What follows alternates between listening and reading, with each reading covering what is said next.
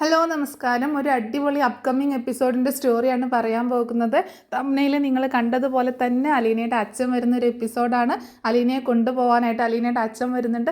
ഇത് കുറച്ച് കഴിഞ്ഞിട്ട് സംഭവിക്കാൻ പോകുന്ന എപ്പിസോഡാട്ടോ, പക്ഷേ ഒരു അടിപൊളി എപ്പിസോഡാണ്. നമ്മളെല്ലാവരും വളരെയധികം ആകാംക്ഷയോടെ കാത്തിരിക്കുന്ന ഒരു എപ്പിസോഡാണ്. അലീനയുടെ അച്ഛൻ കൂട്ടിക്കൊണ്ടുപോകുന്നതിന് മുൻപ് ഒരുപാട് സംഭവബഹുലമായിട്ടുള്ള കാര്യങ്ങൾ അലീനയുടെ ലൈഫിലും അതുപോലെ വൈജയന്തിയുടെ വീട്ടിൽ അവിടെ കടപ്പാട്ടൂർ വീട്ടിലൊക്കെ സംഭവിക്കുന്നുണ്ട് കേട്ടോ. ബാലചന്ദ്രനുമായിട്ട് അലീനയുമായിട്ടുള്ള ഒരു ഇഷ്യൂ ഉണ്ടാകുന്നുണ്ട്. അലീനയും ബാലചന്ദ്രനുമുള്ള ആ ഒരു സ്നേഹമൊക്കെ കണ്ടിട്ട് വൈജയന്തി ഇഷ്യൂ ഉണ്ടാക്കുന്നുണ്ട്. അതുകൂടാതെ ബബിതയുടെ ഒരു കേസ് വരുന്നുണ്ട്, രോഹിത്തിൻ്റെ വേറൊരു പ്രശ്നം വരുന്നുണ്ട്. അങ്ങനെ ഒരുപാട് സംഭവങ്ങളുണ്ട് കേട്ടോ.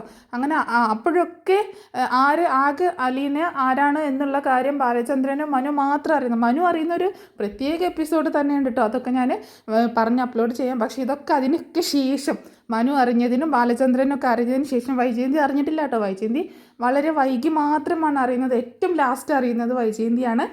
അങ്ങനെ ഒരു എപ്പിസോഡിൻ്റെ സ്റ്റോറിയാണ് പറയാൻ പോകുന്നത്. ഇത് മുഴുവനായിട്ടും നോവലിനെ ബേസ് ചെയ്തിട്ടാണ് കേട്ടോ പറയുന്നത്. നോവലിലെ സ്റ്റോറി ആയിട്ടാണ് പറയുന്നത്. അങ്ങനെ ബാലചന്ദ്രൻ തിരിച്ചറിയുന്നുണ്ടല്ലോ ഇത് വൈജയന്തിയുടെ മകളാണ് എന്നുള്ള കാര്യം. തിരിച്ചറിയുകയും അലീനയെ ഒരുപാട് സ്നേഹിക്കുകയും ചെയ്യുന്നുണ്ട് കേട്ടോ. ശരിക്കും പറഞ്ഞാൽ സ്വന്തം മക്കളെക്കാൾ ഉപരി എന്ന് വേണമെങ്കിൽ പറയാം. സ്വന്തം മക്കൾ ബാലചന്ദ്രനെ സ്നേഹിക്കുന്നതിനേക്കാൾ കൂടുതൽ എന്ന് അലീന ബാലചന്ദ്രനെ സ്നേഹിക്കുന്നുണ്ട് കേട്ടോ. അതുപോലെ അത്രയും ഭയങ്കര ഒരു സ്നേഹമാണ് അലീനയും ബാലചന്ദ്രനും തമ്മിലുള്ളത്. അങ്ങനെ അവരുടെ ആ സ്നേഹം കണ്ടിട്ട് ശരിക്കും ബബിതയ്ക്കും കൃഷ്ണയ്ക്ക് ഭയങ്കര സ്നേഹമാണ്, ഭയങ്കര ഇഷ്ടമാണ്. അലീനയും ബാലചന്ദ്രനും ശരിക്കും അച്ഛനും മോളും ഒരു കോംബോ പോലെ തന്നെ ആയത് കൃഷ്ണയ്ക്ക് ഭയങ്കര ഇഷ്ടമാണ്. ബബിതയ്ക്ക് ഭയങ്കര കുശുമ്പായിരുന്നു. പക്ഷേ ബബിത ഒരു കേസിൽ പെടുകയും അതിനുശേഷം ബബിതയെ അലീനയാണ് അതിൽ നിന്നൊക്കെ റിക്കവർ ചെയ്ത് കൊണ്ടിരുന്നത്. അതുകൊണ്ട് അതിനുശേഷം ബബിതയ്ക്കും അലീനയോട് ഭയങ്കര സ്നേഹവും ഇഷ്ടമൊക്കെ തന്നെയാണ്. അതുപോലെ രോഹിത്തിൻ്റെയും വേറൊരു കേസ് വരുന്നുണ്ട്. അതിനുശേഷം രോഹിത്തിനെ അതിൽ നിന്നൊക്കെ വളരെയധികം ശ്രമപ്പെട്ടു എന്ന് തന്നെ പറയാം. അങ്ങനെ രക്ഷിച്ചെടുക്കുന്നത് അലീനയാണ്. അപ്പോൾ അതുകൊണ്ട് തന്നെ അലീനയെ ഭയങ്കരമായിട്ട് സ്നേഹിക്കുകയാണ് ബാലചന്ദ്രനും മക്കളും 3 പേരും. രോഹിത്തും അതുപോലെ ബബിതയും കൃഷ്ണയും ഒക്കെ ഒരുപാട് സ്നേഹിക്കുകയാണ്. കൃഷ്ണയ്ക്ക് ഓൾറെഡി സ്നേഹമാണ്. ബബിതയും രോഹിത്തും ഒക്കെ വീണ്ടും അലീനയെ സ്നേഹിച്ചു തുടങ്ങിയിട്ടുണ്ട്. വൈജ മാത്രമാണ് കേട്ടോ എതിരായിട്ട് നിൽക്കുന്നത്. അപ്പോഴും വൈജയന്തിക്കാണ് ഭയങ്കര ദേഷ്യം. അതുപോലെ മനുവും അലീനയും തമ്മിൽ പ്രണയമാണെന്നുള്ള കാര്യമൊക്കെ തിരിച്ചറിയുകയും ചെയ്യുന്നുണ്ട് കേട്ടോ. അങ്ങനെ ആ കാര്യങ്ങളൊക്കെ വൈജയന്തിയാണ് കമലയെ വിളിച്ച് പറയുന്നത്. അപ്പോൾ കമല ഭയങ്കരമായിട്ട് ശക്തമായിട്ട് എതിർക്കുന്നുണ്ട് ഇങ്ങനെ ഇവർ തമ്മിലുള്ള പ്രണയത്തെ കുറിച്ചിട്ട്. അപ്പോൾ അതിനൊക്കെ പാര വെക്കുന്നത് വൈജയന്തിയാണ്. അലീന മനുവിനെ കറക്കിയെടുത്തു എന്നൊക്കെ പാര വെക്കുന്നുണ്ട് കേട്ടോ. അപ്പോൾ എന്താണെങ്കിലും ഭയങ്കര സംഭവബഹുലമായിട്ടുള്ള കഥകളാണ്, സ്റ്റോറികളാണ് ഇനി വരാനായിട്ട് പോകുന്നത്.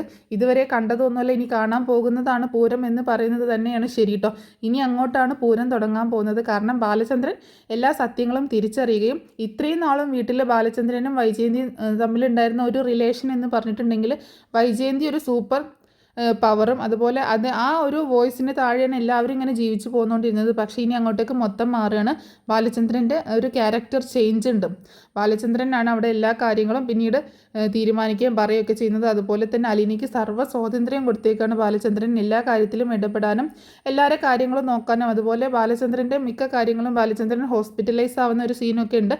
അതൊക്കെ ഇനി ഇതിലുണ്ടാവുമോ എന്ന് അറിയത്തില്ല. കാരണം ആ കത്ത് വായിക്കുകയും ശരിക്കും നോവലിലുള്ളത് എങ്ങനെയാണെന്ന് വെച്ചാൽ ബാലചന്ദ്രൻ ഒരു കത്ത് വായിക്കുന്നതാണ്. അലീന രേവതിക്കുട്ടിക്ക് തൻ്റെ കാര്യങ്ങളും വിശേഷങ്ങളും ഇവിടെ ഉണ്ടായ സംഭവങ്ങളൊക്കെ പറഞ്ഞുകൊണ്ട് ഒരു രജിസ്റ്റേർഡ് കത്ത് അയക്കുകയും ആ രജിസ്റ്റേർഡ് കത്ത് അവിടെ ആളില്ലാത്തത് കാരണം അലീനയ്ക്ക് തന്നെ തിരിച്ചു വരികയും അത് മഴ നനഞ്ഞ് ഇച്ചിരി കീറിപ്പോയത് കാരണം അബദ്ധത്തിൽ അതൊന്ന് തുറന്ന് നോക്കി പോവുകയും അങ്ങനെ അത് വായിക്കുകയും ആണ് ശരിക്കും ബാലചന്ദ്രൻ ചെയ്യുന്നത്. അങ്ങനെയാണ് അലീന വൈജയന്തിയുടെ മകളാണെന്നുള്ള കാര്യം തിരിച്ചറിയുന്നത് കേട്ടോ.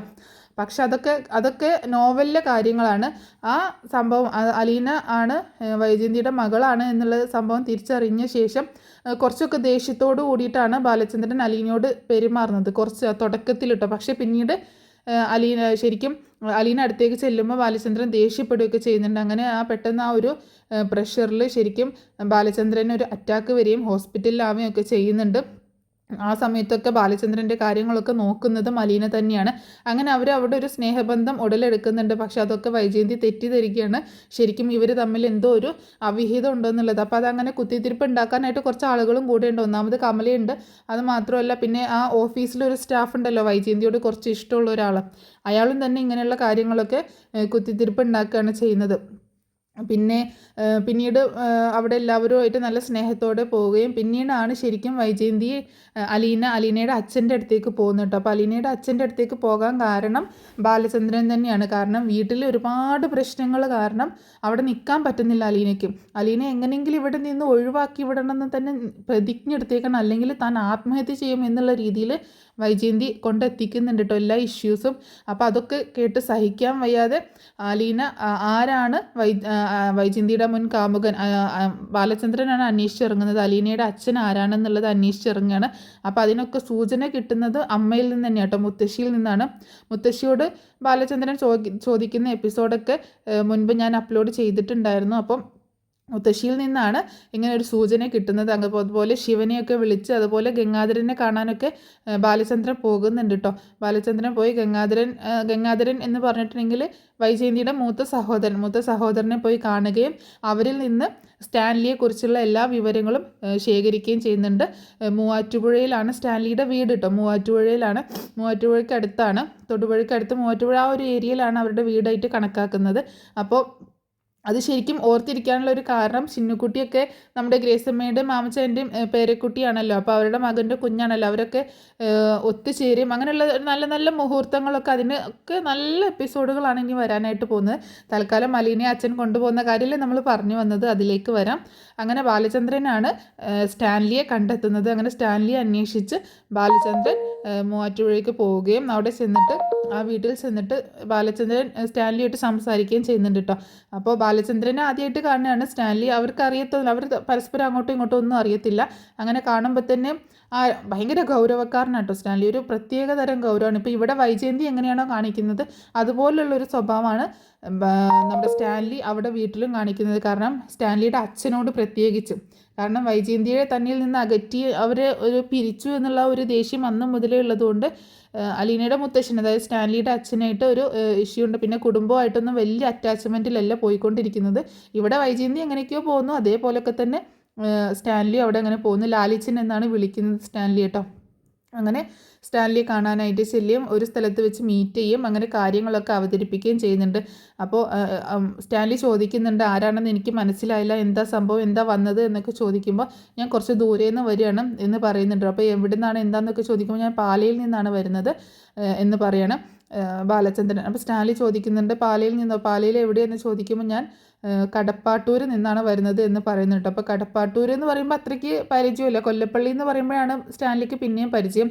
അപ്പോൾ കൊല്ലപ്പള്ളിക്ക് അടുത്താണ് ഇപ്പോൾ കടപ്പാട്ടൂർ എന്നും പറയുന്നുണ്ട്. അപ്പോൾ അത് കേട്ടപ്പോൾ എന്തോ ഒരു പന്തികേട് സ്റ്റാൻലിക്ക് തോന്നുകയാണ്. അപ്പോൾ ബാലചന്ദ്രൻ പറയുന്നുണ്ട്, ഞാൻ വൈജയന്തിയുടെ ഹസ്ബൻഡാണ് എന്ന് പറയണം.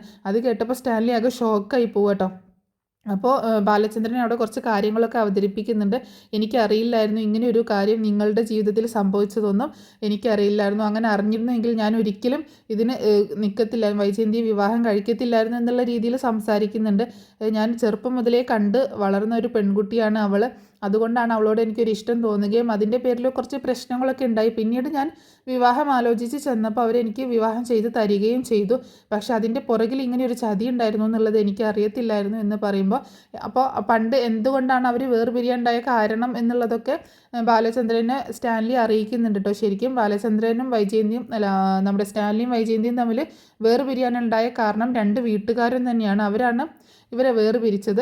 പിന്നെ വൈജയന്തി പ്രസവിച്ചതും അങ്ങനെയുള്ള കാര്യങ്ങളൊന്നും സ്റ്റാൻലി അറിഞ്ഞിട്ടുണ്ടായിരുന്നില്ല കേട്ടോ. അപ്പോൾ ബാലചന്ദ്രൻ ഇങ്ങനെ പറയുന്നുണ്ട്, നിങ്ങളുടെ മകൾ ഞങ്ങളുടെ വീട്ടിലുണ്ട്, പക്ഷേ അവിടെ വൈജയ്ക്ക് അറിയില്ല അവൾ സ്വന്തം മകളാണെന്നുള്ളത്. പക്ഷേ അവൾ ഒരിക്കലും അത് പറയാനും കൂട്ടാക്കില്ല. അവിടെ ആണെങ്കിൽ അവൾക്ക് അതിക്രൂരമായിട്ടുള്ള ഒരു ജീവിതമാണ്, അവിടെ അത്രയും ദാരുണമായിട്ടുള്ള ഒരു ലൈഫാണ് അവൾ അവിടെ ജീവിച്ചുകൊണ്ടിരിക്കുന്നത്. അവൾ അവിടെ നിന്ന് എങ്ങനെയെങ്കിലും നിങ്ങൾ കൂട്ടിക്കൊണ്ട് പോകണം, നിങ്ങളെ ഏൽപ്പിക്കാൻ വേണ്ടിയിട്ടാണ് ഞാൻ നിങ്ങളെ കാണാൻ വന്നത് എന്നൊക്കെ പറയട്ടോ. അത് കേട്ടതും സ്റ്റാൻലി ആകെ ഷോക്കാവുന്നുണ്ട് കേട്ടോ. തങ്ങൾക്ക് രണ്ടുപേർ കൂടി ഒരു മകൾ ജനിച്ചിട്ടുണ്ട് എന്നുള്ള കാര്യം അറിഞ്ഞിട്ട് സ്റ്റാൻലി ആകെ ഷോക്കാവുന്നുണ്ട്. അങ്ങനെ എല്ലാ കാര്യങ്ങളും ബാലചന്ദ്രൻ സ്റ്റാൻലിയെ അറിയിക്കുന്നുണ്ട് കേട്ടോ. എങ്ങനെയാണ് അലീന ഓർഫനേജിൽ എത്തിയതെന്നും അതുപോലെ അവിടെ നിന്ന് എങ്ങനെയാണ് ഞങ്ങളുടെ വീട്ടിലേക്ക് എത്തിച്ചേർന്നത് എന്നുള്ള കാര്യങ്ങളൊക്കെ പറയുന്നുണ്ട്. ഇതിനൊക്കെ ഇടയിൽ കളിച്ചിട്ടുള്ളത് രണ്ട് കാരണവന്മാരാണ്. താങ്കളുടെ അച്ഛനും വൈജയന്തിയുടെ അച്ഛനാണ് അലീനയെ ഓർഫനേജിൽ ചെന്നാക്കിയതൊക്കെ എന്നൊക്കെ പറയുന്നുണ്ട്. അപ്പം അദ്ദേഹം മരണപ്പെട്ടു പോയി. ഇനിയിപ്പോൾ പറഞ്ഞിട്ടൊന്നും കാര്യമില്ലല്ലോ, ഇങ്ങനെയൊക്കെ സംഭവിച്ചു. എൻ്റെ ജീവിതത്തിൽ ഇങ്ങനെയൊക്കെ സംഭവിക്കണമെന്ന യോഗം ഉണ്ടായിരിക്കും. അതുകൊണ്ട് എൻ്റെ ജീവിതത്തിൽ ഇങ്ങനെയൊക്കെയായി. ഇനിയിപ്പോൾ എൻ്റെ ജീവിതം എങ്ങനെ മുന്നോട്ട് പോകുന്നതെന്ന് എനിക്കറിയത്തില്ല. ഇനി പഴയതുപോലെയുള്ള ഒരു ലൈഫ് ഉണ്ടാവുമെന്നൊന്നും എനിക്കറിയില്ല എന്നൊക്കെ ബാലചന്ദ്രൻ സ്റ്റാൻലിയോട് പറയുന്നുണ്ട്. അപ്പോൾ എന്നിട്ട് പറയുന്നത്, നിങ്ങൾ എത്രയും പെട്ടെന്ന് വന്ന് അവളെ കൂട്ടിക്കൊണ്ട് പോകണം എന്ന് പറയണം. അവൾക്ക് ഇപ്പോൾ അവിടെ തീരെ നിൽക്കാൻ പറ്റാത്തൊരു സിറ്റുവേഷനാണ് ഉള്ളത് എന്ന് പറയണം. അങ്ങനെ സ്റ്റാൻലി പറയുന്നുണ്ട്, ശരി ഞാൻ വരാം, ഞാൻ കൊണ്ടുപോകാം. പക്ഷേ ബാലചന്ദ്രൻ പറയുന്നുണ്ട്, വീട്ടിലേക്ക് എന്തായാലും വരണ്ട, തൽക്കാലം വൈജയന്തി കാണണ്ട. കാരണം അലീന നിങ്ങളുടെ മകളാണെന്നുള്ള കാര്യം വൈജയന്തി, അവരുടെ സ്വന്തം മകളാണ്, വൈജയന്തിയുടെയും സ്റ്റാൻലിയുടെയും മകളാണെന്നുള്ള കാര്യം അറിയില്ലല്ലോ വൈജയന്തിക്ക്. അതുകൊണ്ട് തൽക്കാലം അവൾ അറിയണ്ട, ഞാൻ അലീനയെ കൂട്ടിയിട്ട് വരാം, നിങ്ങളുടെ അടുത്തേക്ക് ഞാൻ കൊണ്ടുവന്ന് ആക്കിത്തരാം എന്ന് പറയാണ് ബാലചന്ദ്രൻ.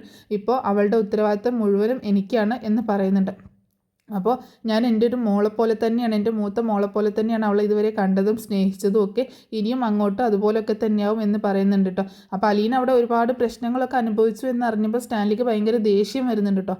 അപ്പോൾ അവൾ ഒരുപാട് സങ്കടങ്ങളും ഒരുപാട് പ്രശ്നങ്ങളൊക്കെ ഉണ്ടായി എന്നൊക്കെ അറിഞ്ഞപ്പോൾ അങ്ങനെ നമ്മുടെ ബാലചന്ദ്രൻ തന്നെയാണ് അലീനയെ നമ്മുടെ സ്റ്റാൻലിയുടെ അടുത്തേക്ക് കൊണ്ട് ചെന്നാക്കുന്നത് കേട്ടോ.